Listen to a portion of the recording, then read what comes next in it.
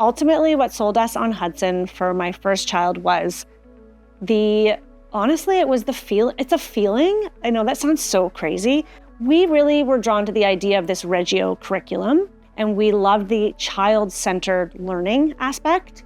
What appealed to us about it was this idea that in the early years, the children are collaborative in class. They're not all sitting at desks. They are the ones who drive the discussion. And so children, I think, learn, and I've seen this in my own children, they learn at an early age to ask questions and that their interests are going to be acknowledged and that they matter. And it's really been a beautiful thing.